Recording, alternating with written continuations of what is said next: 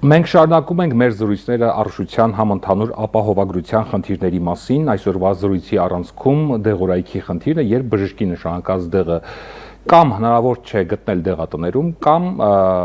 հիվանդը այն գնում է սեփական միջոցներով։ Ինչու է այսպես, ինչու չի գործում փոխհատուցման մեխանիզմը եւ ապահովագրությունը կարող է իրական լուծում դառնալ։ Մեզ հետ առողջության իրավունք հասարակական կազմակերպության նախագահ առողջապահության փորձագետ Անուշ Պողոսյանն է, շնորհակալություն հրավերը ընդունելու համար։ Սիրով։ Դուք նշում եք, որ պահանջարկ ունեցող օնկոլոգիական դեղերի մեծ մասը Հայաստանում գրանցված չէ։ Սա տեխնիկական խնդիր է, թե համակարգային ձախողում։ Սա համակարգային ձախողում է, որովհետև տեխնիկական խնդիրները ընդհանուր առմամբ ժամանակի ընթացքում լուծվում են, բայց արդեն մենք տարիներ շարունակ ունենք այս խնդիրը, որ Հայաստանի Հանրապետությունում օնկոլոգիական բազմաթիվ դեղեր գրանցված չեն, որոնք որ ժամանակակից օնկոլոգիայում ընդունված են, եւ այսօր Հայաստանի բժշկությունը, բժիշկները, օնկոլոգները նշանակում են այդ պրեպարատները եւ հիվանդը կանգնում է փաստի առաջ, քանի որ ունի ծանր ախտորոշում, նա փորձում է այդ ախտորոշման դեմ պայքարել, բժիշկը ասում է, որ այն դեղորայքը, որը որ տալիս է պետությունը, արդյունավետ չեն, որի արդյունքում հիվանդները գնում են եւ այդ դեղերը փորձում են ձեռք բերել։ Շատ բժիշկներ Ինչու փոխհատուցման մեխանիզմը չի աշխատում։ Փոխհատուցման մեխանիզմը աշխատում է այն դեղորայքների վրա, որոնք որ գրանցված են Հայաստանում եւ տրամադրվում են նախարարության կողմից, այդ դեղորայքը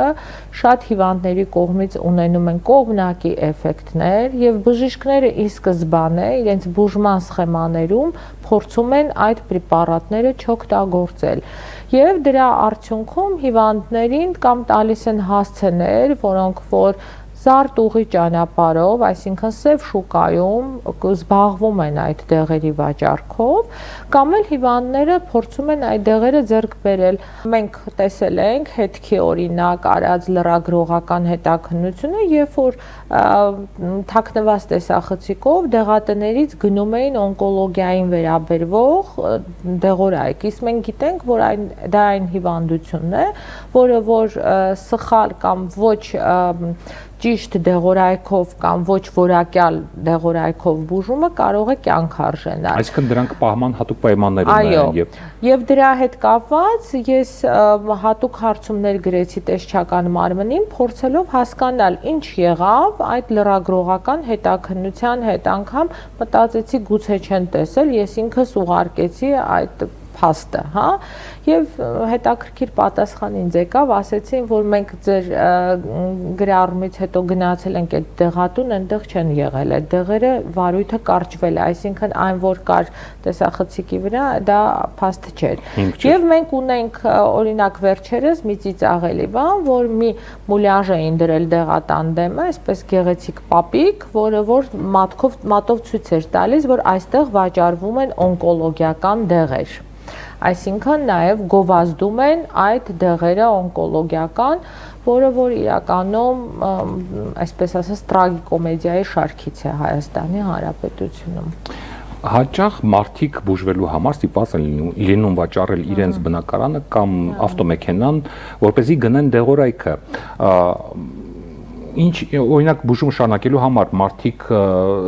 նաև վարկ են վերցնում, մեծ գումարներ են պարտքով վերցնում։ Սա սոցիալական աղետ է, թե եզակի դեպք է, որ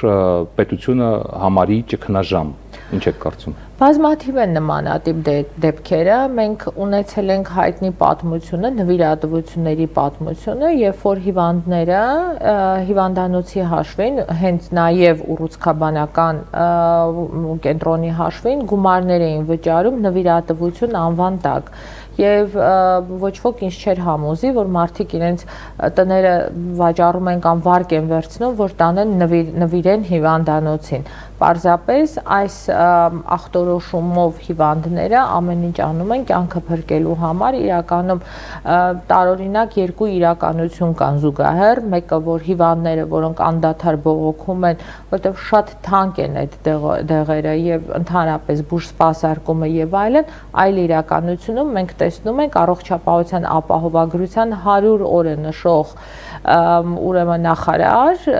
Գինիով եւ Ելակով եւ օնկոլոգիայի ինստիտուտի տնօրեն, որը որ հայտարարում է, որ այլևս իրողություն է եւ բժշկությունը անվճար է նաեւ օնկոլոգիական հիվանդների համար։ Իրականում հիվանդները այսօր ունեն լուրջ խնդիրներ, թե բուժման հետ կապված, թե հասարակ հոսպիտալացման հետ կապված եւ ընդհանրապես դեղորայքի ձեռքբերման եւ բուժումների ստացման հետ կապված։ Այսինքն, երբ առողջապահության նախարարությունը հայտարարում է, որ Հայաստանում քաղցկեղի բուժումը անվճար է, սա իրականությանը չի համապատասխանում, թե համապատասխանում է, բայց մասամբ։ Նայեք, տրամադրում են իրենք որոշակի սահմանաչափով դեղորայքի գումար, հա, քաղցկեղի բուժմանը, իրականում այդ գումարը բավականին քիչ է եւ այդ գումարի շրջանակներում, երբ որ իրենք ձեռք են բերում այդ դեղերը շատ հաճախ բժշկի կողմից նշանակված չեն լինում։ Այլ ես նոր ճանապարհին ունեի գանգատ, երբ որ այդ արտադրության դեղը, որը տրամադրում է առողջապահության նախարարությունը, բժիշկը ասել է, որ ձեզ հակացուցված է։ Հիմա այս մարդիկ խնդրում են, ասում են, մենք համավճար վճարենք, գոնե մի մասը դուք փոխհատուցեք, ասում են իրավունք չունեք, այսինքն ստիպված այդ մարդիկ պետք է գնան եւ գնեն այն պրեպարատները, որը նշանակում է բուժող բժիշկը, որտեղ բուժող բժիշկը ասում է, եթե դուք իմ ասած դեղերը չեք խմում, ապա էֆեկտիվության համար ես պատասխանատու չեմ։ Առողջապահության նախարարության քաղաքականությունը հատկապես այս ոլորտում ինչպես կգնահատեք, ինչ պետք է անի եւ բարեփոխելու համար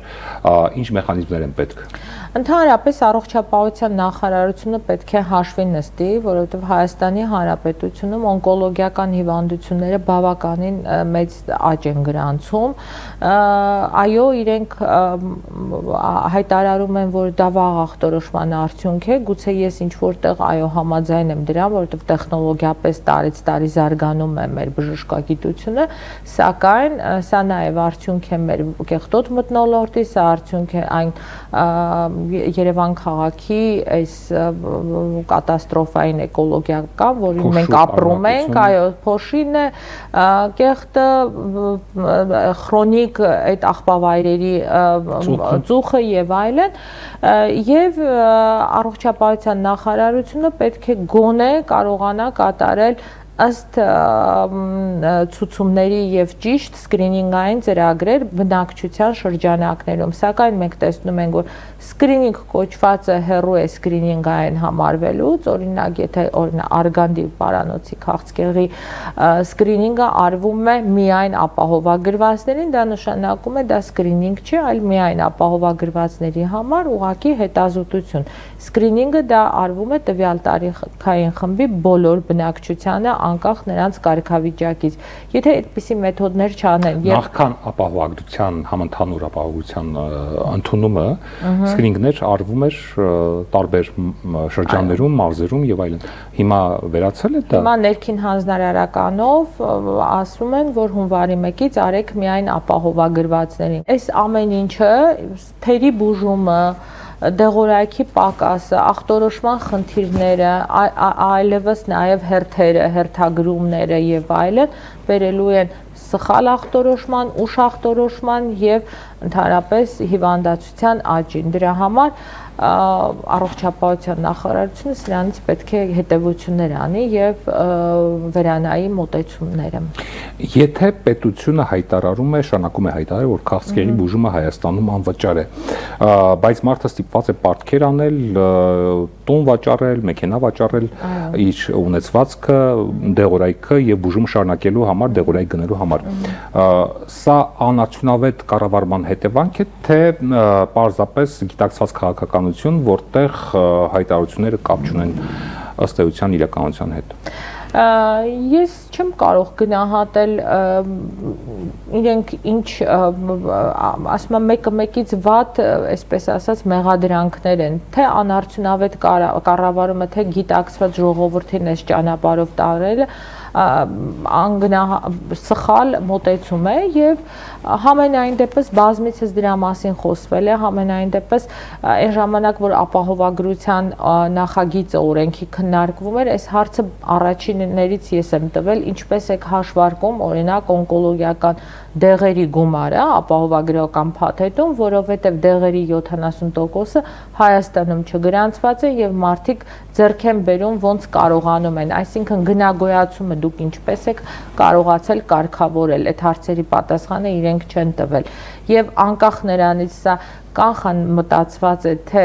ուղղակի անարդյունավետ կառավարում է խորհուրդ կտամ վերանայեն, որովհետեւ իրականում յուրաքանչյուր դեպքի հետևում կանգնած են մարդկային կյանքեր։ Դուք նաև բարբերաբար շրջայցեր եք կատարում հիվանդանոցներում եւ պոլիկլինիկաներում եւ վերահսկում եք, ավելի ճիշտ որ թե վերահսկում, այլ հետազոտություն եք անցկացնում, ինչպես են բժիշկները ընդունում հիվանդներին եւ արդյոք համակարգը աշխատում է արդյունավետ։ Եվ բողոքներից մի քանիսը վերաբերում են բժիշկներին, որոնք բուժում թեև իրականացրել են, բայց աշխատավարձ չեն ստացել, մի մասը արմետ համակարգի հետ է կապված, ստիպում են նախարարությունից որպեսզի չեղարկեն որոշ այցեր եւ այլն։ Այս ընթացքում հիմա ինչ եք դուք արձանագրում,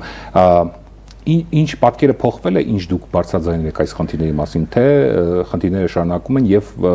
հին խնդիրներին վրա ավելանում են նոր խնդիրներ։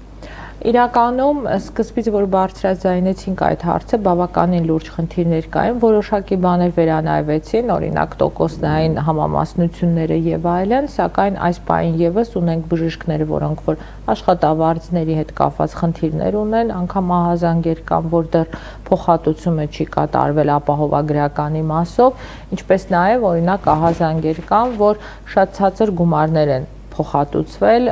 ըստ ապահովագրական կոնսուլտացիաների։ Իրականում սա լուրջ խնդիր է, որը որ նախարարությունը իդեմս նախարարի ժխտողական քաղաքականություն էին վարում, ասում են այդպիսի բաներ չկան, մինչև որ հենց նախարարության ենթակայության Սուրբ Գրիգոր Լուսավորիչ բժշկական կենտրոնի բժիշկները լրագրողների հետ սկսեցին ուղիղ խոսել դրա մասին, որ իրենք ունեն աշխատավարձների խնդիրներ։ Այսինքն այդ մարդիկ այնքան չէին կարողացել իրենց ձայնը հասանելի դարձնել, որ անգամ լինելով առողջապահության նախարարության ենթակայության բարձրացրեցին այդ հարցը։ Իրականում շատ ցանկալի կլիներ, որ բժիշկները բարձրաձայնեին իրենց աշխատավարձի հետ կապված խնդիրները, որովհետև այդ խնդիրները լուծված չեն, ամեն տեղ լոկալ լուծումներ են գտել, որտեղ որ տնօրենը մի քիչ բարեխիղճ փոխհատուցումներ տվել է, որտեղ որ տնօրենը բարեխիղճ է կամ չունի բարեխիղճ չէ կամ չունի ֆինանսական ավել այսպես կուտակումներ, որպեսի փոխհատուցում անի, այդ բժիշկները մնացել են առանց աշխատավարձի, որի արդյունքում մենք ունենալու ենք լուրջ կադրային արտահոսք Հայաստանում։ Որոշ բժիշկներ ահազանգում են, որ աշխատավարձ չեն ստացել դեռևս հունվարից, դա իրականության հետ կապ ունի։ Ենթադրում եմ այո, որովհետև նույն ահազանգերը մենք ունենք, նույն ահազանգերը տալիս են, դա ոչ թե ընդհանրապես աշխատավարձի խնդիրն է, այլ ապահովագրական մասով աշխատավարձի փոխհատուցման խնդիրը։ Ինչով է դա պայմանավորված։ Պետությունը չի կարողանում այդ ֆինանսը հավաքագրել, թե այլ խնդիրներ կան։ Ապահովագրության հիմնադրումը, քանի որ կատարվեց հիմնումը ահախուռն, առանց կոդեր տալու, առանց բժիշկներին համապատասխան, այսինքն բժիշկը իր աշխատանքը պետք է ունենար համապատասխան աշխատանքի այսպես կոդավորում, որպեսզի կարողանար ներբեռնել արմետ համակարգում։ Սկզբից չէին տալիս այդ կոդերը, հետո տվեցին կոդեր, որով որ բժիշկը ներբեռնեց, հետո ասեցին, չէ, դուք սխալ եք ներբեռնել, հիմա պետքա հետ դրանք ջնջեք նորից։ Գուցե սա բժիշկների մոտ տեխնիկական է, բայց գլոբալ կազմակերպչական առումով ուղղակի գումարների, այսպես ասած, կառավարում, մինչև որ հասկանան ինչ է, որովհետև իրականում պլանավորած եւ ծախսած գումարների միջև կա բավականին լուրջ տարբերություն, օրինակ դեղորայքի մասով արդեն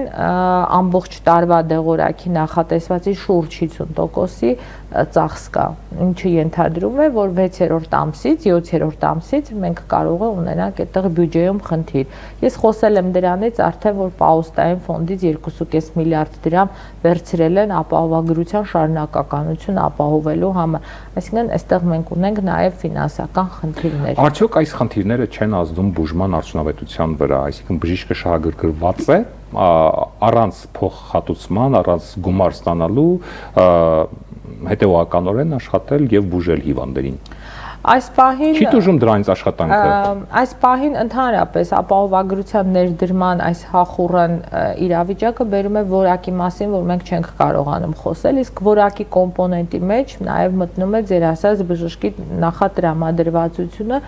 Իրականում իմ անձնական տպավորությունը ես ասեմ, երբ որ ես շփվում եմ բժիշկների հետ, ի պարծանք մեզ